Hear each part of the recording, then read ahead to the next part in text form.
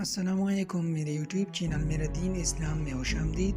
دوستو، اگر آپ نے پہلے سے ہمارا چینل کو سبسکرائب نہیں کیا تو پلیز پہلے ہمارے چینل کو سبسکرائب کریں اور ساتھ میں بیل آئیکن کو دبائیں تاکہ ہمارے ہر نئی آنے والی ویڈیو آپ کو پہلے مل سکے۔